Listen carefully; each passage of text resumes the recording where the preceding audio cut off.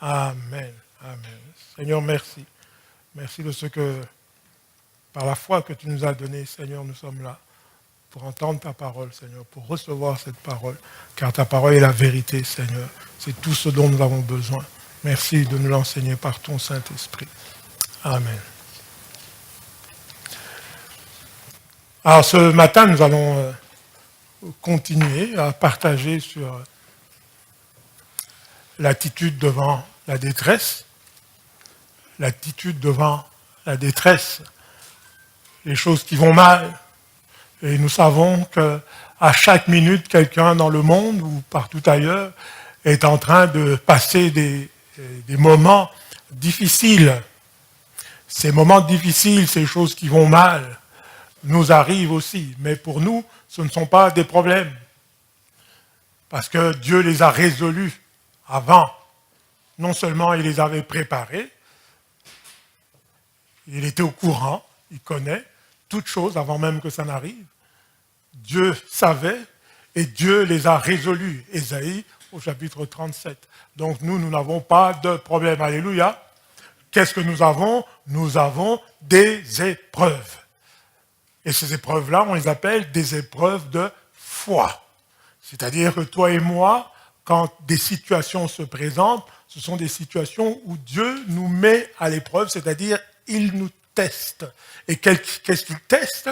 Il teste notre confiance en sa parole, notre confiance en lui. Il est la parole. Il teste si nous allons nous fier aux promesses qu'il nous a faites, ou bien si nous allons nous fier à nous-mêmes, si nous allons nous fier aux gens qui sont autour de nous. Donc tout ce que nous pouvons vivre, c'est des épreuves où Dieu va nous tester. C'est tout, mon frère, ma soeur. Il faut que nous mettions ça dans la tête. C'est tout le temps des épreuves que nous vivons. Parce que nous sommes dans une relation d'amour avec notre Père. Alléluia. La relation d'amour est caractérisée par la confiance. Alors quand nous rencontrons ces épreuves, quand nous rencontrons, on va mettre ça entre guillemets, ces problèmes, on a dit, la première des choses, c'est qu'il faut que tu saches, il faut que tu sois au courant de 3-4 choses. Il faut que tu sois au courant toutes les fois que tu vis des situations difficiles, souviens-toi, il y a 3-4 choses dont tu dois être au courant, que tu dois savoir. Numéro 1, Dieu permet, vous entendez? Il permet, parce qu'il est juste. Parce qu'il est juste, parce que les gens, parfois ils pensent, ils disent, mais Dieu permet, pourquoi il devrait pas, pourquoi il permet? Il aurait tout simplement ne pas permis, puis ça aurait été bien pour moi. Non, non, non. Dieu permet parce qu'il est juste. Pourquoi? Parce qu'il a la loi de l'amour ou la loi de la justice. Et ça dit, il t'en sera fait selon ta foi. Ça dit, par exemple, tu récoltes ce que tu sèmes. Ça dit que le salaire du péché, c'est la mort. Alléluia. Donc tout ça, Dieu est juste. Donc il sait, il est juste, il permet. Mais en même temps qu'il permet, il faut que tu saches. Numéro 1, qu'il est avec toi. Alléluia. Quand tu vis des épreuves, la première des choses que tu dois savoir, c'est que Dieu est avec moi. Il ne s'en va pas. Il est avec toi.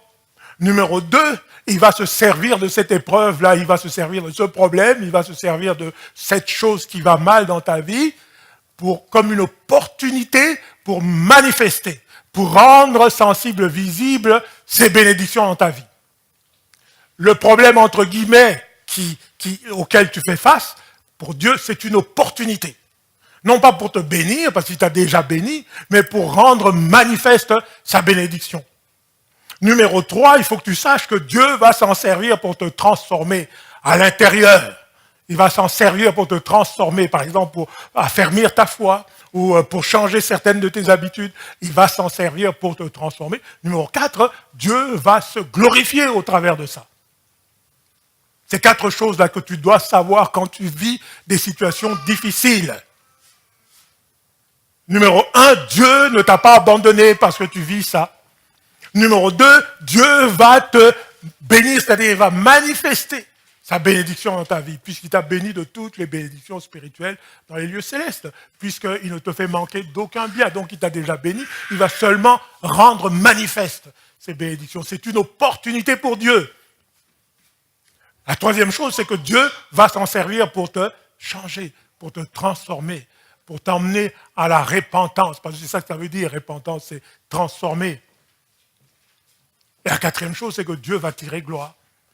Et si Dieu nous a créés, souvenez-vous, il nous a créés afin que nous puissions servir à la louange de sa gloire. Donc Dieu va tirer gloire des mauvaises choses qui arrivent comme des bonnes choses. De toute façon, il va tirer gloire. Et nous le savons, toute chose concourt au bien de ceux qui aiment Dieu, de ceux qui sont appelés selon son dessein.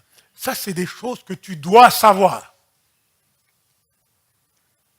Respire un bon coup quand les choses vont mal, puis souviens-toi de ce qu'on est en train de partager depuis maintenant un mois. Souviens-toi de ces 4 choses-là. Et nous avons dit, une fois que tu sais ces choses-là, quelle attitude tu dois adopter devant la situation qui va mal? Quelle attitude tu dois adopter quand ça va mal, sachant toutes ces 4 affaires dont nous venons de parler? Comment tu dois vivre la situation? Comment tu vas te positionner là?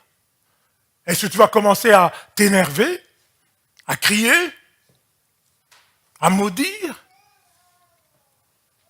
Alors nous avons vu, il y a 3 choses seulement. Cette attitude, c'est une attitude de calme, de confiance et de joie que Dieu te demande quand tu fais face à des épreuves. Numéro 1, il dit, tu restes calme. Ça veut dire quoi? Tu restes indifférent au tumulte, aux choses tout autour qui se font. Tu restes indifférent. Tu restes indifférent. Il n'y a pas moyen de dire ça autrement. Être calme, c'est rester indifférent. Hein? Les gens vont dire stoïque, c'est pas ça, stoïque, mais c'est vraiment que ça ne te bouge pas, ok, tu sais de toute façon. Alléluia. Tu sais que Dieu est avec toi, tu sais que c'est une opportunité pour lui, tu sais qu'il va te transformer, tu sais qu'il va tirer gloire. Alors tu restes calme. Tu restes calme. Ça, c'est la première des choses. Hein? Le calme. C'est dans le calme et la confiance que sera votre force. Tu restes calme. Ça veut dire quoi, calme? Ça veut dire tu ne t'inquiètes pas. Tu ne perds pas ta quiétude, ton calme. C'est pas facile à faire. C'est pour ça qu'on nous dit souvent, respire, parce que ça a un rapport. Le fait que tu respires, il y a de l'oxygène qui va dans le sang, et là, ça te calme. La deuxième chose, c'est que tu gardes la tête sur les épaules, tu t'empêches de dire n'importe quoi. Parce que c'est ça qui arrive. Quand les choses vont mal, on perd sa paix, on perd son calme, et puis on commence à dire des choses et d'autres qu'on n'est pas supposé dire. Tu restes calme, et puis tu fermes ta bouche, tu te tais. Parce que la vie et la mort sont au pouvoir de la langue. Dieu a créé le monde par la parole. Dès que tu commences à dire des choses bizarres, qui ont rapport avec les choses qui vont mal, tu commences à les rendre réelles. Tu commences à leur donner de l'existence. Je vous ai montré l'autre fois, c'est écrit, hein, on l'a traîné comme un agneau qui va à la boucherie. Mais Jésus n'a pas ouvert la bouche. Il s'est tu. C'est la même chose pour nous. Quand nous faisons face à ces épreuves-là, nous ne commençons pas à dire des choses pour rendre réelle la chose en question qui va mal. Nous fermons la bouche, nous nous taisons. La troisième chose, c'est que tu continues à faire le bien que tu étais en train de faire. Tu continues à servir Dieu, à servir ta famille. Tu prends soin de ce que tu es supposé prendre soin. C'est-à-dire, tu es responsable. Tu fais les bonnes choses, les choses bien que tu as l'habitude de faire. Tu restes le regard sur Jésus. Tu ne bouges pas, tu t'agites pas à gauche et à droite dans la confusion. Tu marches, Dieu dit au peuple d'Israël, marchez. Hein? Tu es calme, tu ne dis rien, tu continues à marcher, à regarder devant toi. Tu regardes devant toi, c'est-à-dire tu regardes Jésus, tu continues à compter sur lui. C'est pas compliqué, vous voyez, frères et sœurs. Pourquoi est-ce qu'on n'a pas l'habitude de faire ça? C'est parce que nous sommes là en train de vouloir réagir là, rapidement. Bang, bang. Vous voyez? Action, réaction. Non, il y a quelque chose qui arrive. Prends du recul. Calme-toi. Pendant que tout autour, là, ça va bouger à gauche et à droite pour te forcer toi aussi à agir, parce que si tu n'agis pas, on va commencer à dire, comme on disait à Jésus, mais quoi, tu t'inquiètes pas? Pourquoi tu dis rien? Oui. Tout le monde va vouloir que tu fasses des choses. Reste tranquille. Reste calme. Ensuite de ça, ferme ta bouche, serre les dents, ferme ta bouche, sois silencieux. Et la troisième chose, continue à faire ce que tu faisais de bien. Vous savez, vous-même, hein, parfois, ça va mal dans ta vie, puis tout d'un coup, on ne te voit plus à l'église, tu ne lis plus la parole, tu ne pries plus, tu ne fais plus, etc. Tu es dépressif. Etc. Non, non, ça dit ici, tu continues à faire, pendant que Dieu s'occupe du reste. Ça, c'est l'attitude que nous sommes supposés avoir quand les choses vont mal. Ce matin, je veux vous parler de l'attitude devant la maladie. On a eu des témoignages tout à l'heure, ça tournait autour de la vie et de la guérison. Je vais vous parler de l'attitude devant la maladie. Nous qui sommes des enfants de Dieu, quelle devrait être notre attitude quand quelqu'un autour de nous est malade ou quand nous-mêmes nous sommes malades?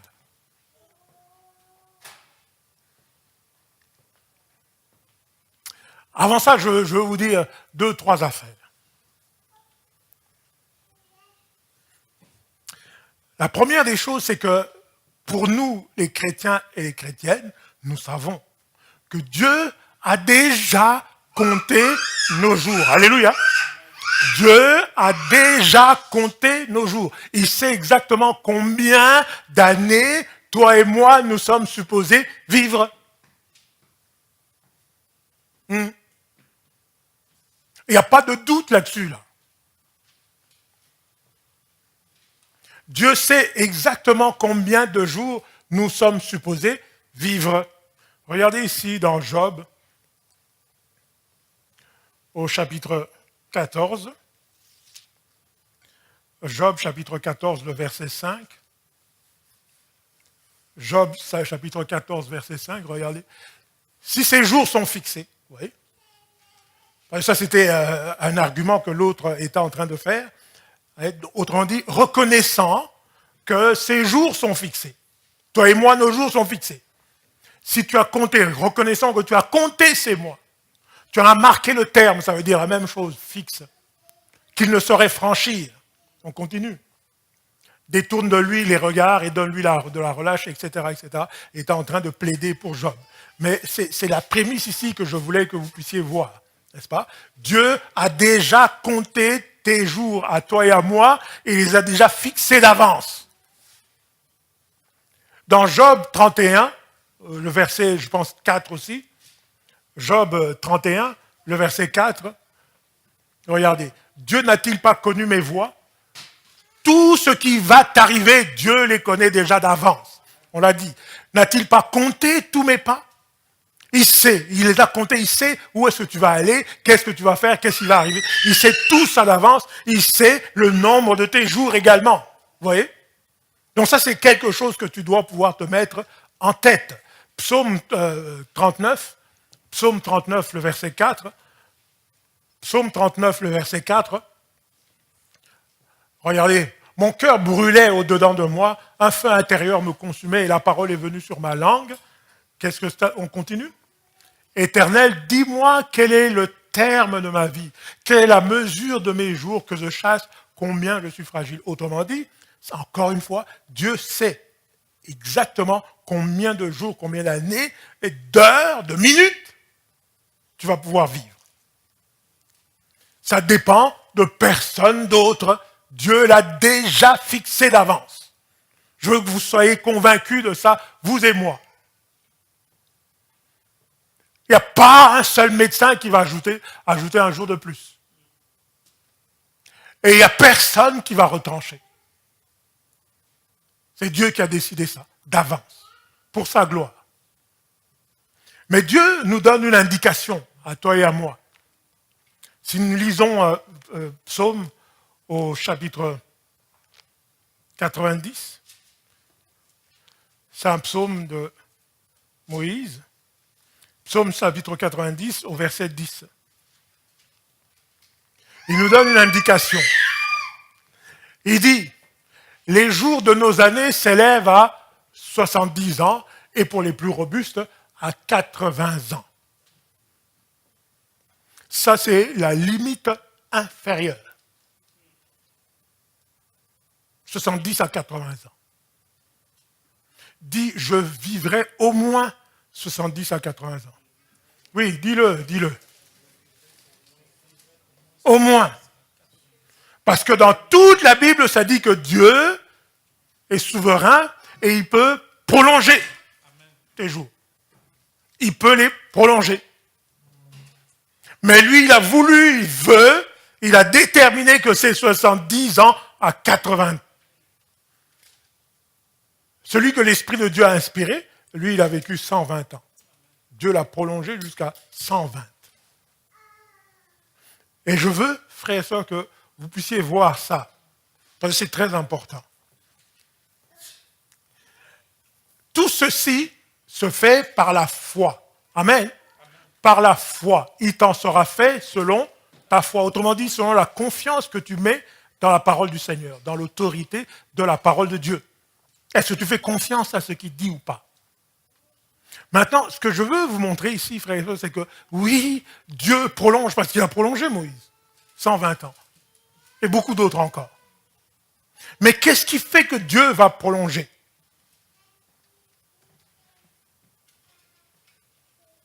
Qu'est-ce qui fait que Dieu va prolonger les jours de quelqu'un? Alors regardez ça dans Proverbes au chapitre 3, du verset 1 à 2. Proverbes chapitre 3, versets 1 à 2. Mon fils, n'oublie pas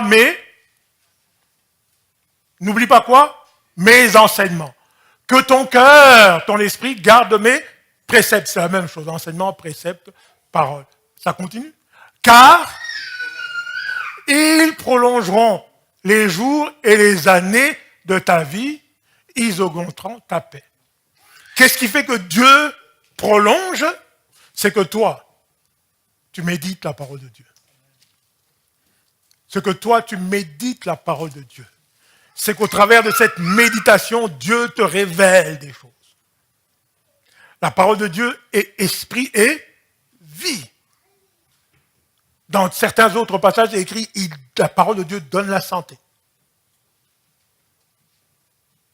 Est-ce que vous le voyez, frères et sœurs? Donc toi et moi, là, nous avons un minimum de 70 à 80 ans. Et Dieu peut les prolonger dans la mesure où toi, tu le glorifies au travers de ta méditation de la parole. C'est ça qu'il fait. Est-ce qu'il y a des gens qui vivent moins que ça? Oui. Des chrétiens? Oui. Pourquoi? Nous avons une responsabilité.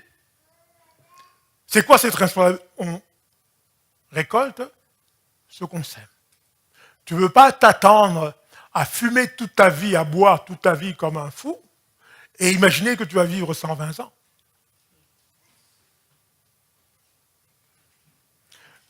Tu ne peux pas, comme certaines personnes que j'ai vues,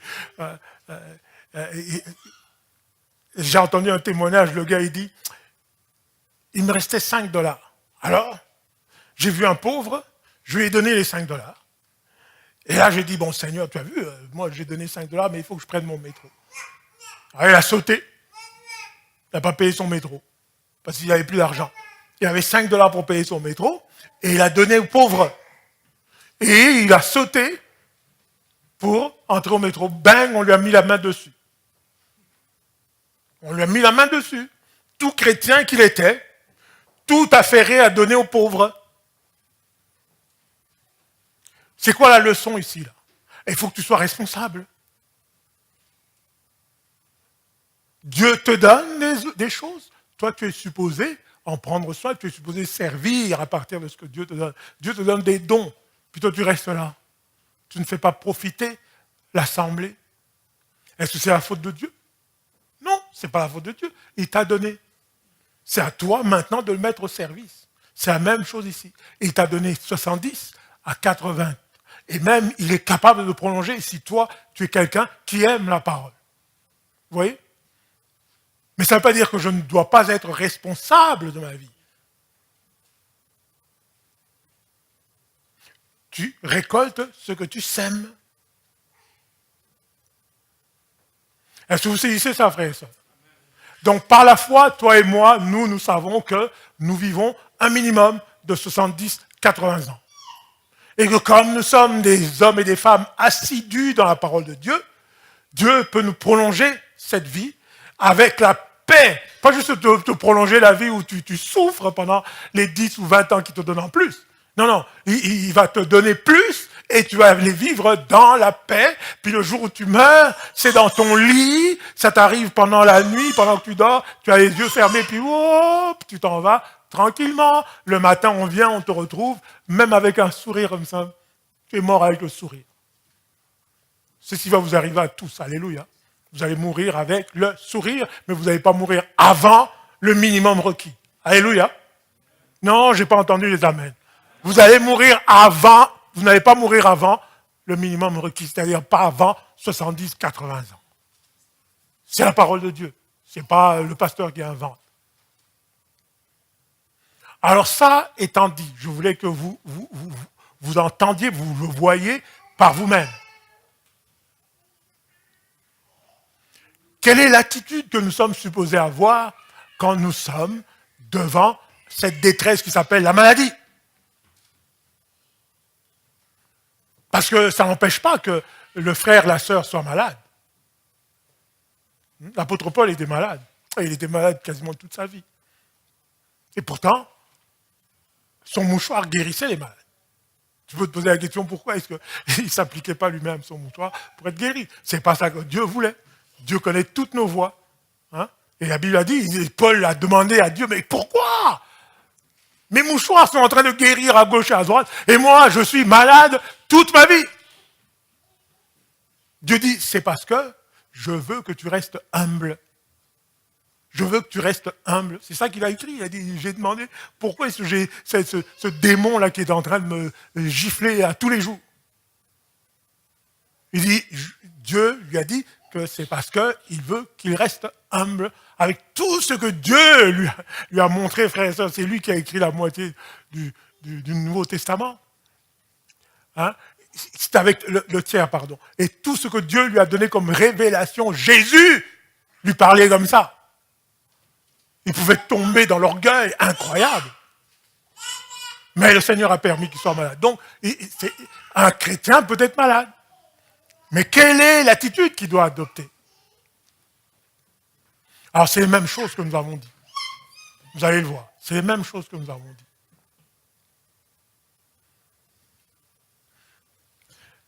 Voici une vérité. Moi, je suis arrivé à ça parce que le Seigneur m'a révélé ça. Alors, je ne sais pas comment ça va résonner dans vos cœurs. Sachez ceci. Le but de la maladie, c'est de soumettre ton esprit, ton cœur. De soumettre ton esprit ou ton cœur, grâce à la souffrance, la douleur, la tristesse, l'abattement, de soumettre ton cœur, de soumettre ton esprit, de façon à ce que tu sois vulnérable et que tu ne sois pas capable de combattre la maladie. De façon à ce que tu sois vulnérable et que tu ne sois pas capable de combattre la maladie. Et quand tu n'es pas capable de combattre la maladie, voilà ce qui se passe, tu la renforces. Je vais répéter.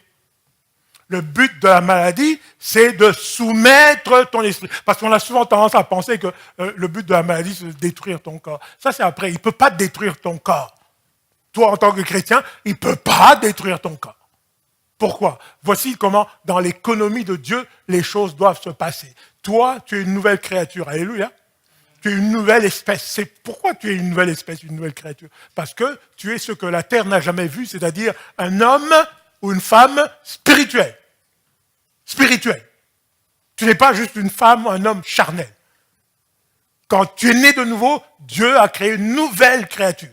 Tu es un homme, une femme spirituelle. Ton vrai toi, c'est ton esprit. Voilà. Maintenant, dans l'économie de Dieu, comment Dieu voit les choses, il dit, il y a d'abord toi, c'est-à-dire l'esprit. Toi, habité par Dieu, parce que Dieu est esprit, tu es là. Et ensuite, il y a ton âme, là où tu réfléchis, tu penses, tu ressens des choses, etc. Tu as donc l'esprit, tu as ton âme en dessous, puis tu as ton corps. L'esprit commande à l'âme qui commande au corps. Vous me suivez? Alors, la maladie ne peut rien faire s'il n'a pas d'abord commencé par juguler, soumettre l'esprit, parce que c'est l'esprit qui est au contrôle de l'âme, qui est au contrôle du corps. Alors la maladie va tout faire pour soumettre ton esprit, vu qu'elle a soumis ton esprit, alors elle peut avoir l'influence partout ailleurs, parce qu'il n'y a plus de contrôle. L'objectif, le but de la maladie, c'est pas de détruire ton corps. Il ne peut pas détruire ton corps parce que tu es un homme spirituel. Mais il va détruire ton corps dès qu'il a soumis ton esprit. Qu'est-ce que la Bible nous dit? 1 Corinthiens chapitre 14, verset 12, l'esprit des prophètes est soumis aux prophètes. Soumis aux prophètes et pas soumis à qui que ce soit d'autre. Sinon qu'à l'esprit lui-même. Vous voyez? Alors, la maladie c'est quoi? C'est les esprits impurs. Je vous ai dit que la détresse, c'est les esprits impurs. Ce qu'ils vont faire, c'est d'essayer de soumettre ton esprit. Comme ça, tu n'as plus le contrôle. Et donc, ils vont arriver maintenant en force. Alors, je veux que vous sachiez que l'objectif dans la maladie, c'est que tu gardes ton cœur. Tu gardes ton esprit. Tu gardes ton cœur, tu gardes ton esprit, tu gardes ton cœur et ton esprit dans la joie. Ouais, c'est ça la clé. Vous voyez, dans le monde là-bas, et je suis sûr de beaucoup d'autres églises, le Seigneur ne leur a pas donné cette révélation, ou bien ils sont restés aveugles à la révélation en question. Mais vous ici, là, vous devez le savoir. Quand toi et moi, nous tombons malades, nous devons savoir que ici, là, la bataille, la lutte, la guerre, c'est pour l'esprit qu'il y a en toi. Il y a quelqu'un qui veut contrôler ça. Les sorciers pensent qu'ils sont capables de faire ça, parce qu'ils font partie du monde des ténèbres. Et ils sont capables de le faire, effectivement, comme vous voyez les mesmères et compagnie, là, et qui contrôlent ton âme. Mais pas nous, les chrétiens. Impossible. D'ailleurs, les sorciers eux-mêmes ont peur. À un moment donné, ils se rendent compte, oh, quand je lis les témoignages, là, ils voient des lumières, ils voient des feux. Quand ils te voient, là, il sait. Il ne touche pas. Là. Il sait que ça va aller mal pour lui. Là. Alors donc, nous sommes là, mon frère, ma soeur. Quand tu tombes malade ou quand quelqu'un proche de toi tombe malade, sache qu'ici, c'est la guerre. Et l'enjeu, c'est ton esprit. Que la maladie, les esprits impurs veulent soumettre. Quand ils ont soumis ça, tu deviens vulnérable, tu n'es plus capable de combattre. Pourquoi? Parce que tu n'as plus la force. Tu n'es plus capable de combattre. Et là, maintenant, la maladie se renforce. Alors, c'est quoi l'attitude? C'est 3 choses ici, les mêmes que tout à l'heure. Numéro 1, on reste calme. On reste calme. Quand on tombe malade ou que quelqu'un tombe malade dans nos vies, nous restons calmes parce que ce que Dieu a dit depuis le début, ça tient toujours, c'est la même chose. Alors nous lisons Proverbe au chapitre 12, le verset 25. Proverbe au chapitre 12, le verset 25. L'inquiétude dans le cœur de l'homme fait quoi? Là-bas. Tu es abattu. Ça veut dire tu es à terre. L'inquiétude, tu perds ta quiétude, tu perds ton calme. Parce que la Bible nous dit, il faut que tu restes indifférent. Il faut que tu sois calme. Si tu n'es pas calme, voici ce qui arrive, tu vas tomber dans l'abattement. Qu'est-ce qui va tomber dans l'abattement? Ton corps? Est-ce que c'est ton corps? Non, ici ça le dit, ton cœur. Ton cœur, sache, je l'ai dit tout à l'heure,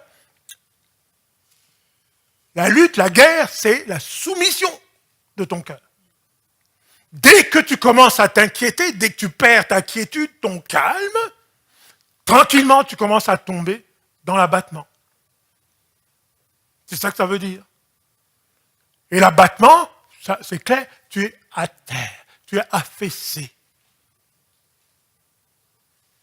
C'est pour ça que la Bible insiste, dans quasiment toutes les pages de la Bible. Ne vous inquiétez pas, ne vous inquiétez de rien, ne craignez rien. C'est ça.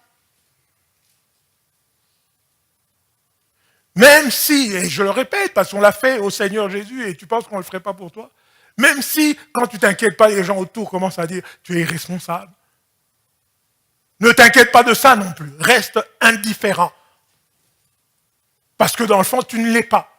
Ce qui est en train de se passer, c'est que toi, tu fais confiance au Seigneur. Donc ça dit là, ne t'inquiète pas.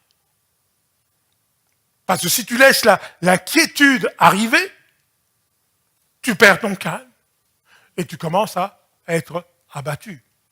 L'ennemi commence à gagner du terrain sur toi. L'inquiétude, donc, ça conduit à l'abattement. Regarde Proverbe au chapitre 17. Proverbe au chapitre 17, le verset 22. Proverbe 17, verset 22. Un cœur joyeux est un bon quoi? Hein? Toi, tu veux... Dieu n'est pas contre les remèdes. Alléluia.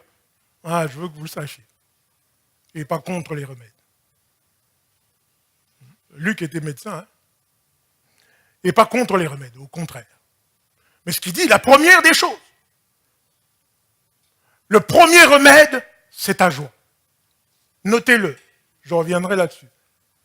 Mais ce que je voulais vous montrer ici, c'est qu'il dit, au contraire de ça, le contraire de la joie, c'est l'abattement. Hein? Le contraire de la joie, ce n'est pas des joies, alléluia, ou un joie. Le contraire de la joie, c'est l'abattement. C'est les gémissements. La douleur. Alors il dit, mais un esprit, un cœur abattu dessèche les eaux. Oui, c'est la même logique que tout à l'heure. Si tu es inquiet, ton cœur est abattu. L'ennemi commence à te toucher et la maladie se renforce. Mais l'inquiétude, ça produit l'abattement et l'abattement fait tomber ta joie. Tu es inquiet, tu commences à t'abattre, puis plus tu t'abats, moins tu es joyeux. Mais c'est la joie qui est un bon remède. Or, si toi tu te mets à t'abattre, il n'y a plus de joie. Donc il n'y a plus de remède. Donc la maladie se renforce. Alors, il dit, première des choses devant la maladie, tu restes calme, tu ne t'inquiètes pas. Parce que si tu ne t'inquiètes pas, tu ne seras pas abattu. Si tu n'es pas abattu, la joie va rester. Et la maladie sera moins forte. La maladie va chuter. Regardez ce qu'il dit ici dans Proverbe 18, toujours dans le même ordre d'idées, le verset 14. Proverbe 18, verset 14. Regardez. L'esprit de l'homme, le cœur de l'homme, c'est ce qui le soutient dans la maladie. C'est un bon remède, on l'a lu. Mais l'esprit abattu, le cœur soumis, qui est-ce qui va le relever? Autrement dit, la maladie va avoir raison de cette personne-là.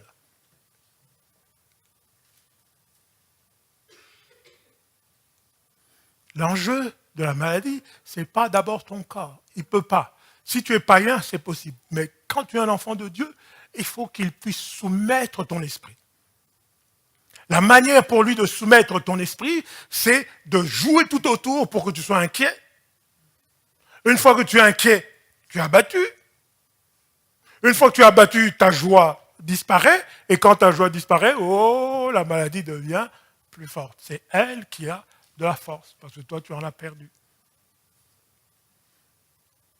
La Bible dit, garde ton cœur plus que toute autre chose.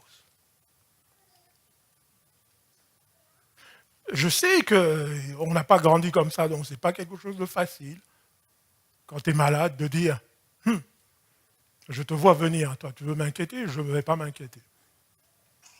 Et puis là, tu vas voir les médecins qui vont te dire, oh si, il y a ça, ça va faire comme ci, ça va faire comme ça, examen ici, examen par là, puis là, c'est ça grave. Et tout ça, c'est pour que tu perdes ta quiétude, ton calme.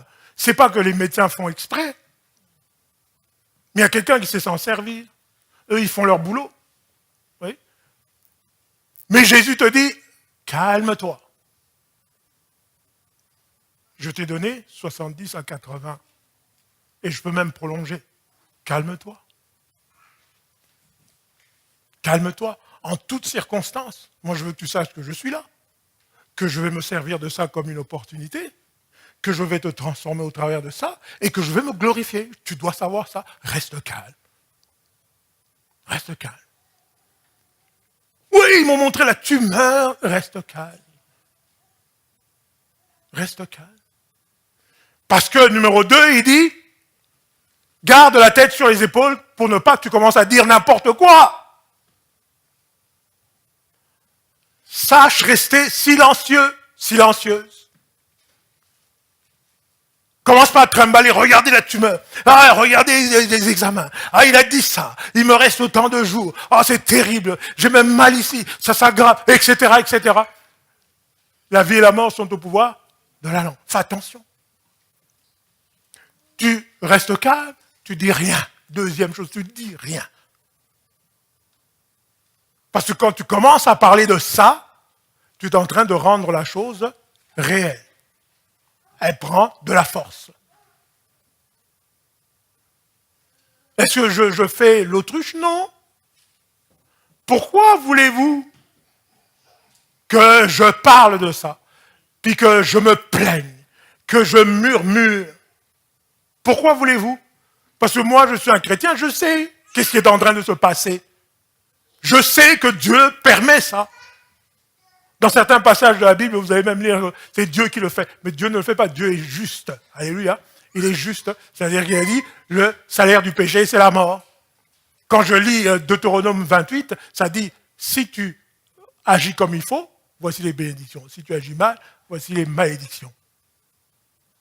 C'était avant Jésus. Alléluia. Mais il a dit ça. Alors tu peux lire, la Bible dit, oui, Dieu fait ça. Dieu permet. Lisons ici Jérémie au chapitre 30. Jérémie chapitre 30, je pense à partir du verset 12 à 15. Jérémie chapitre 30, à partir du verset 12 à 15. Peut-être les premiers versets ne vont pas être importants. Ainsi parle l'Éternel. Ta blessure est grave. Ta maladie est grave. Ta plaie est douloureuse. C'est la même idée. Nul ne défend ta cause pour bander ta plaie. Il n'y a personne qui est là pour prendre soin de toi pendant que tu es malade, ou bien quand ils sont là, ils se réjouissent intérieurement. Ça va lui apprendre, blablabla. Tu n'as ni remède, ni moyen de guérison. Vous voyez que Dieu n'est pas contre. Il dit, tu n'as pas de médicaments. Peut-être parce que tu es pauvre, ou des choses comme ça. Allez voir dans le tiers-monde. Les gens n'ont pas d'argent pour payer des médicaments. Alors il dit, tu n'as ni remède, ni moyen de guérison. Continuons. Tout ce qui t'aimait t'oublie. Aucun ne prend souci de toi. Personne ne se soucie de toi. Il parlait d'Israël, mais Israël, c'est comme une figure de chacun de ses enfants. Car je t'ai frappé comme on frappe un ennemi. Tu es un ennemi de Dieu quand tu pèches. Alléluia. Quand tu vis dans la mort, quand tu vis dans les ténèbres. Parce que lui, il est la lumière, il est la vie. Vous vous souvenez, les choses de la chair sont inimitié avec l'Esprit de Dieu. Donc, ennemi. Car je t'ai frappé comme on frappe un ennemi. Je t'ai châtié avec violence. À cause de quoi?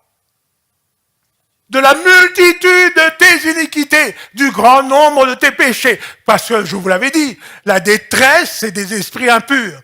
plus toi tu pêches, ça veut dire plus tu donnes accès.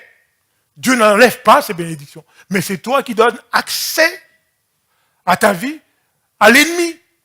Et si tu pêches beaucoup, tu leur donnes à une multitude l'entrée dans ta vie. Eux, ils ne savent que faire une seule chose, voler, détruire et égorger, n'est-ce pas? Alors donc, on ne peut pas dire ici, comme c'est rendu, là, que oh, c'est Dieu. Oui, Dieu permet. Dieu permet. Continue. Pourquoi, voilà, c'est ici que je voulais en venir. Pourquoi te plaindre de ta blessure? Tu as fumé toute ta vie. Tu as bu comme un trou. Hein? Tu as marché dans la débauche, etc., etc. Drogué et tout le reste. Et là, toi, tu commences à te plaindre de ce qui t'arrive. Tu n'as pas arrêté de manger gras, comme c'est pas permis.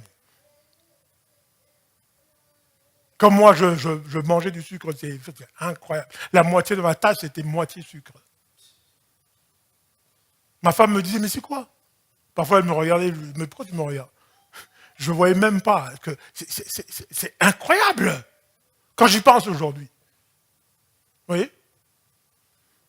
Pourquoi te plaindre de ta blessure? De la douleur que cause ton mal.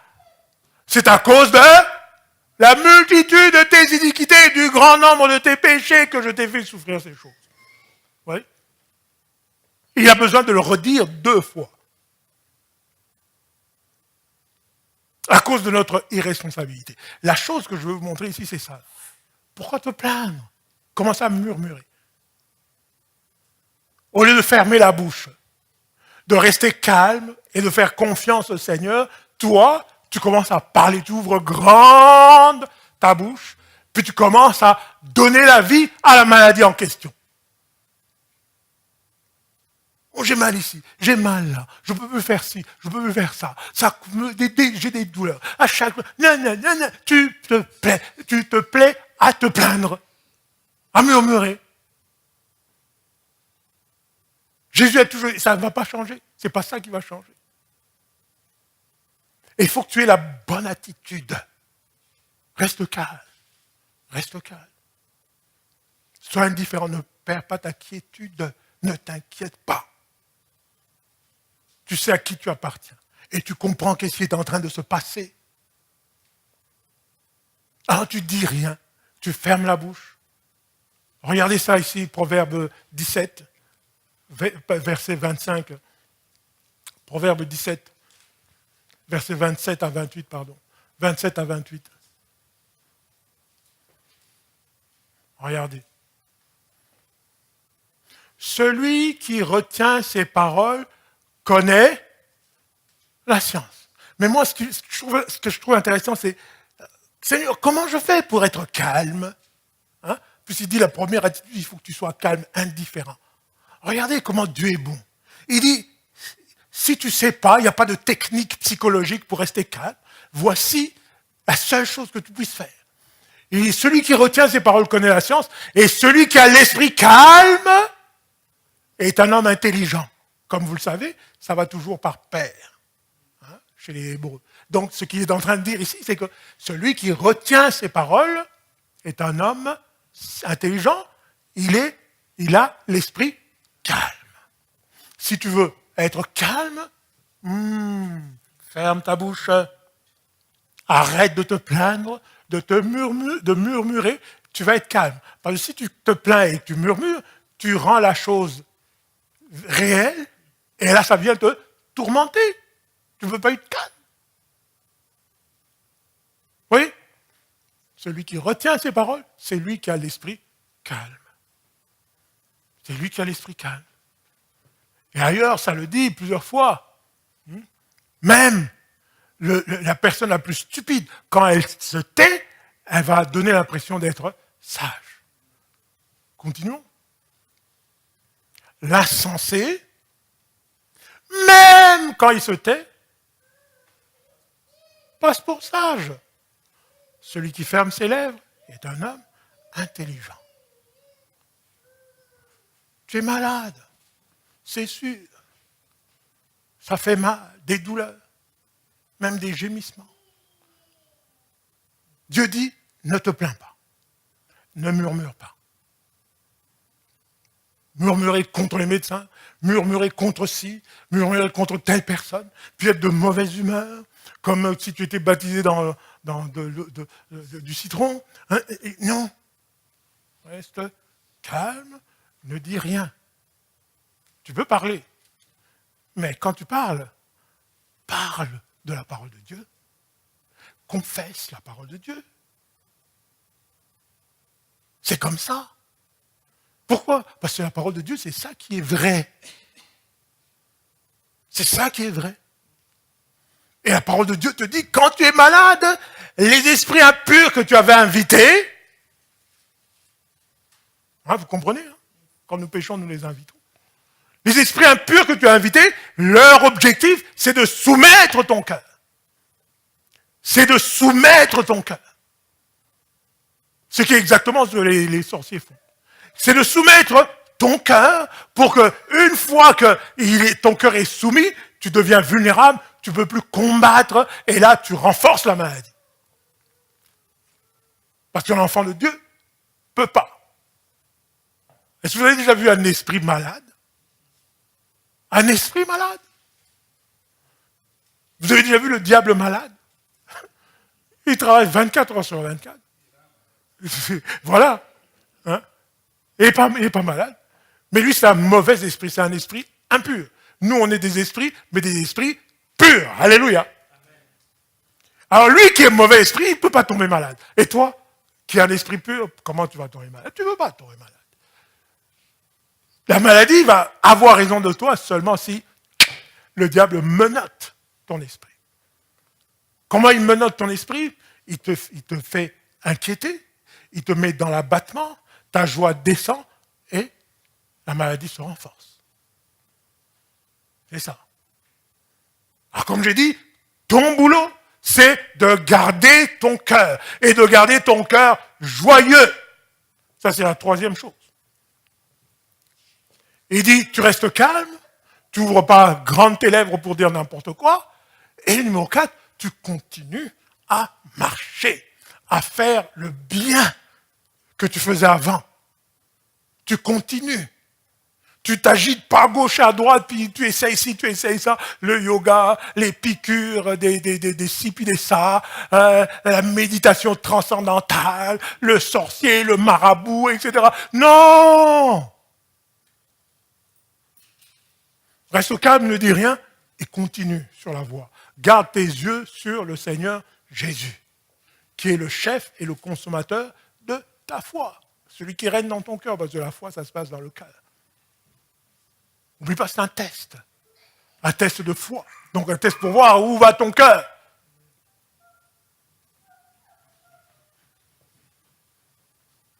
Ne te remue pas. Ah, tu sais que j'ai entendu parler d'un tel type là. Si tu vas dans son église, c'est même pas l'église de Dieu là. Si tu vas dans son église, c'est un prophète. Il va t'imposer les mains, tu vas tomber et puis la maladie va être partie. Là, tu cours. Et tu arrives là, tu donnes $1000. Et le gars commence à tout ça. Tu ne sais pas où est-ce que cette main est allée. Il porte des bagues bizarres. Il a été dans les officines là-bas en arrière. Boum, il met ta main, et toi tu reçois un choc, le Saint-Esprit.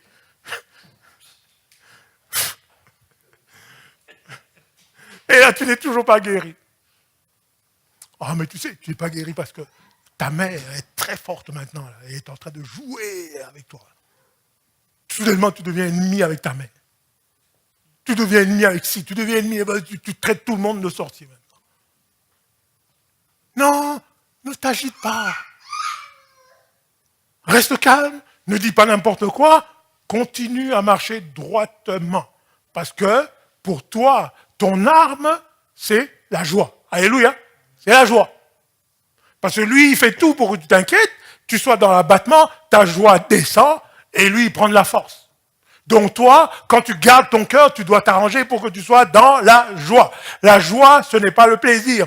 La joie, c'est le contraire des gémissements et de la douleur. Mais oui. C'est de nos douleurs qu'il s'est chargé. Ce sont nos souffrances qu'il a portées. Pourquoi est-ce que moi je veux me charger de ça? Pourquoi est-ce que moi je veux porter ça? Non, c'est lui. Mais pasteur, je sens quand même que j'ai mal. Pourquoi tu veux gémir? Pourquoi tu veux te plaindre? Mais pasteur, j'ai mal. Voilà ce que je vais te dire, ce mal-là, c'est un souvenir. Alléluia. Cette douleur-là, c'est un souvenir, parce que lui, il a pris déjà. Hein? Il a pris. Alors, pasteur, si je le sens, ça veut dire quoi? Mais c'est la même chose. Dieu t'a pardonné tes péchés, non? Comment ça se fait que tu te sens quand même coupable de temps en temps? Tu n'es pas bien, parce que tu as fait quelque chose de mal. Pourtant, Dieu t'a pardonné. Mais c'est la même chose avec les douleurs, et les peines, le mal que tu ressens. Jésus a déjà porté toutes tes souffrances. Jésus il s'est déjà chargé de toutes tes douleurs. Si toi tu les ressens, c'est la même chose qu'un chrétien qui ressent de la culpabilité. Jésus a dit il n'y a plus aucune condamnation. Et pourtant tu le ressens encore. Et ça veut dire que donc il y a la condamnation? Non. C'est un petit souvenir. Tu es programmé comme ça. Le corps est programmé pour avoir cette douleur-là.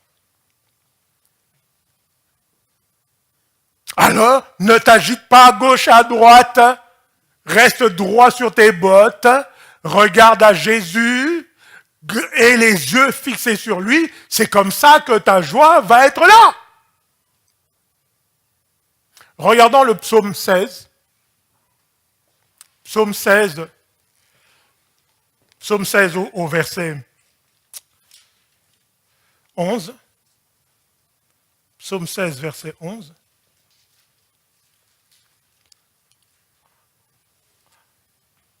Psaume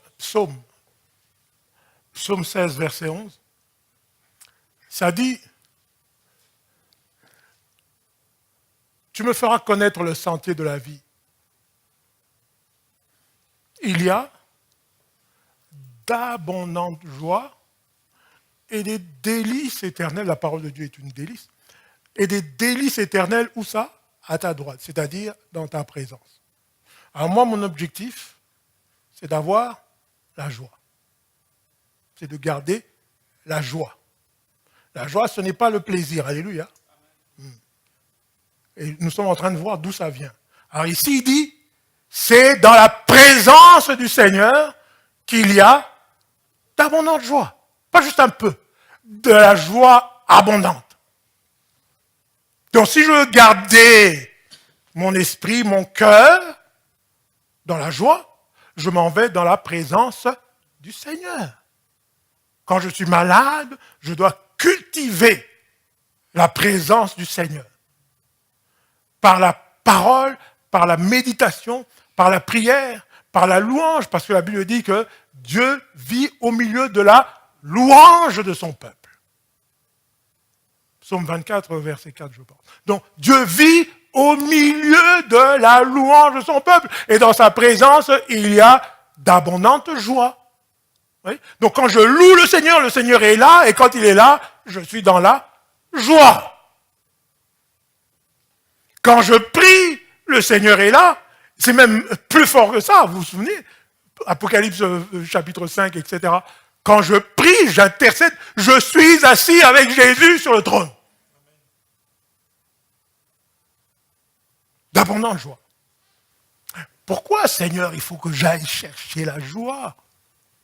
On sait maintenant, vous le savez, d'où ça vient cette joie-là. Dans la présence du Seigneur. Quand je prie, quand je loue, quand je médite la parole de Dieu, Dieu est présent, je suis dans la joie. Mon cœur est dans la joie. Parce que moi, je suis mon cœur. Alléluia. Oui. Ton vrai toi, c'est ton cœur, c'est ton esprit. Et quand ton esprit reconnaît ce dont il a besoin, il est dans la joie, il est excité. Ton esprit, tout ce qu'il a besoin, c'est Dieu. C'est la place de Dieu, c'est la place de Jésus. Pourquoi est-ce que je dois cultiver cette joie? Pourquoi? Nous parlons de la maladie. Voici ce que Dieu dit dans Néhémie au chapitre 8, Néhémie chapitre 8, verset 10. Je vais terminer ici. Néhémie chapitre 8, le verset 10. Néhémie. Voilà. Ils leur dirent, allez, mangez des viandes grasses et buvez des liqueurs douces. Alléluia. Pas des liqueurs fortes. Tu peux en boire, mais sois modéré. Mais ici, ça dit des liqueurs douces. Et envoyez des portions à ceux qui n'ont rien de préparé, car ce jour est consacré à notre Seigneur. Ne vous affligez pas, regardez, c'est ici, car la joie de l'Éternel sera votre force. L'ennemi, lui, qu'est-ce qu'il veut? Il veut t'inquiéter pour que tu sois abattu sans force. Et comme ça, tu n'as plus de joie. Et lui, la maladie, se renforce. Mais Dieu dit, va chercher ma joie. C'est ça qui va être ta force. Et là, tu vas combattre la maladie.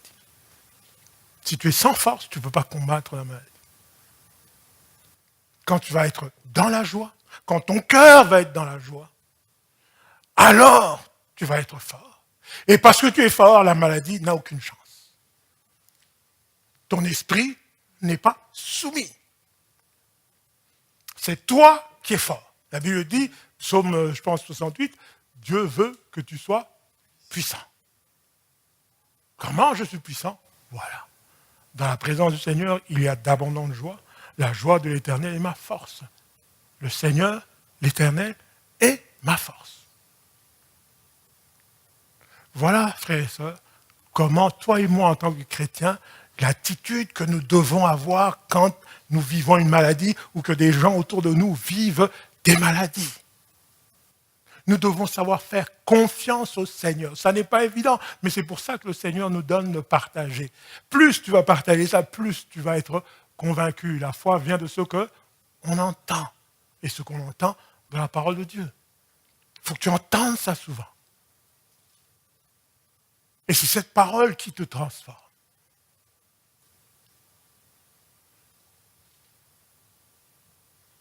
Quand je lis Proverbes chapitre 4, le verset 20 à 22, ça dit que la parole de Dieu donne quoi? La santé. La santé. Quand je médite la parole de Dieu, je suis dans la joie. Quand je prie, je suis dans la joie. Quand je loue, je suis dans la joie parce que je suis dans la présence de Dieu. Et Dieu, il est la parole vivante. Voilà, mon frère, ma soeur. La stratégie de l'ennemi dans la maladie, c'est de soumettre ton esprit. C'est ça son but. Et il soumet ton esprit si tu n'es plus dans la joie. Alors toi, si tu veux combattre, tu dois rester dans la joie et cette joie va te donner la force. Amen. Amen. Gloire à Dieu. Alors nous allons baisser nos têtes, remercier le Seigneur pour sa parole. Vous allez faire ça. Je sais que vous allez faire ça. Je sais que ça va être votre réflexe à tout temps. En tout temps, vous allez avoir ce réflexe-là. Je parle à vos cœurs. Là. Seigneur Dieu, nous te remercions, nous te rendons grâce. Ta parole est la vérité, Seigneur. Ce que tu dis est la vérité. Ce que tu promets, tu l'accomplis. Nous avons confiance en toi, Seigneur.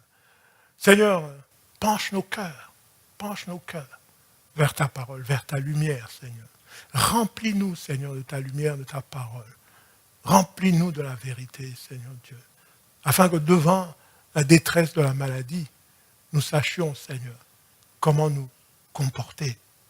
Nous te rendons grâce, Papa. Tu as raison, Seigneur. Tu as absolument raison. Nous n'avons aucun doute là-dessus, Seigneur. Merci de ce que tu combats ceux qui nous combattent, Seigneur, par la joie que tu nous donnes, par la force que tu nous donnes.